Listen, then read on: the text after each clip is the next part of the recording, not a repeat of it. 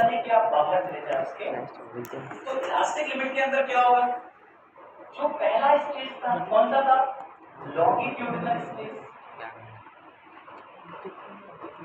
और divided by क्या रखोगे बच्चों, लॉन्गिट्यूडिनल स्ट्रेस।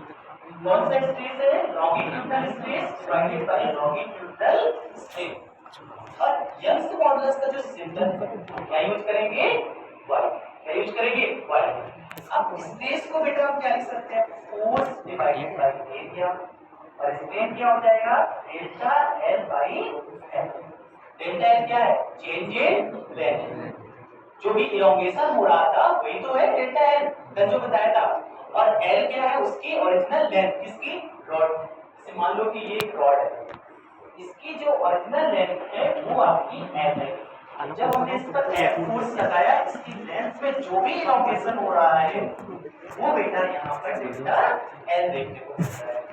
ओके, तो यहाँ पे आ गया, इसको क्या हम ऐसे भी लिख सकते हैं, F into L divided by A into delta L।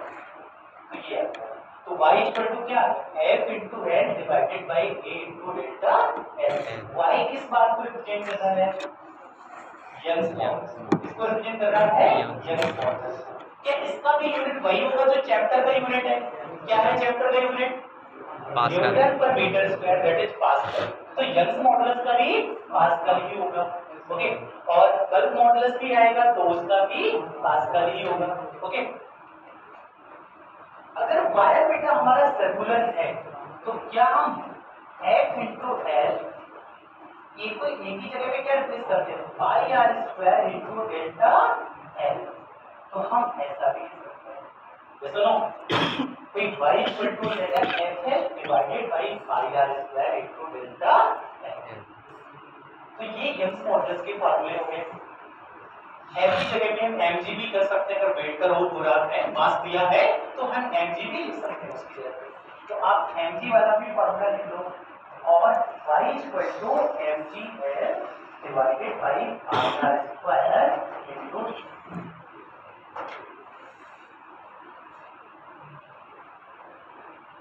ये वाला फार्मूला भी बेटा आपको लिख लेना, y equal to mgl divided by pi r square into delta l। अच्छा, y जो है वो इलोंगेशन की क्या है, इन्वर्सली प्रोपोर्शनल है। क्या है, इन्वर्सली प्रोपोर्शनल है। क्लियर होगी सारी बातें। तो यंग्स मॉडुलस में आपने सारी चीजें क्लियर कर ली। ऐसा यूनिट वही होगा, Newton per metre square, Newton per metre square. अब हम लोग बात करते हैं बल्क मॉडुलस की, इसकी बात करेंगे बल्क मॉडुलस की। तो देखो बल्क मॉडुलस में क्या होगा, ये with in elastic limit, with in elastic limit is the ratio of, क्या है इसका रेशियो, इसका सिंबल b ले लिया जाए, बल्क मॉडुलस का क्या लेंगे, b। तो अब ये दूसरा स्पेस कौन सा था, वॉल्यूमेट्रिक स्पेस।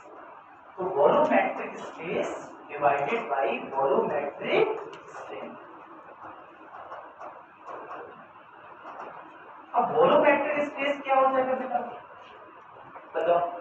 वॉल्यूमेट्रिक में क्या होगा, देखो कल मैंने आपको बताया था, जैसे ये एक बॉडी है, इस बॉडी पे हमने यहां से फोर्स लगाया, यहां से फोर्स लगाया, है ना, तो क्या होगा, इस बॉडी का क्या होगा, वॉल्यूम डिक्रीज होगा कि नहीं होगा। अच्छा, अगर इसका वॉल्यूम डिक्रीज होगा तो बॉडी कितनी बचेगी, मतलब इसका वॉल्यूम पहले वाले से v माइनस डेल्टा v हो गया। क्या हो गया, v माइनस डेल्टा v हो गया। तो अब क्या होगा कि वॉल्यूमेट्रिक स्पेस में जो फोर्स पर यूनिट एरिया आ रहा है उसको बेटा हम प्रेशर लिखेंगे। यहाँ पे स्पेशली आपको क्या यूज करना है, प्रेशर, मतलब फोर्स अपॉन एरिया ना लिख के प्रेशर, क्योंकि यहाँ पे बिल्कुल हमेशा क्लियर है कि जो फोर्स लगेगा वो नॉर्मली लगेगा। जब normal force per unit area है तो क्या हम उसको प्रेशर बोल सकते हैं।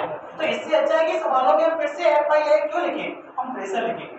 तो pressure divided by delta V by V, और यहाँ माइनस लगाएंगे, कल बात हो चुकी है, यहाँ पर माइनस लगाने की बात हो चुकी थी ना, और बोला था कि बल्क मॉडुलस में हम क्या यूज करेंगे, माइनस यूज करेंगे। क्लियर हो गया। तो यहाँ पर हमने माइनस यूज किया और यहाँ से बल्क मॉडुलस का फॉर्मूला करके तैयार हो गया minus dP by delta V। क्या इसका भी यूनिट वही होगा? क्या होगा इसका unit? Newton per metre square. Newton per metre square. Note करिए जल्दी से।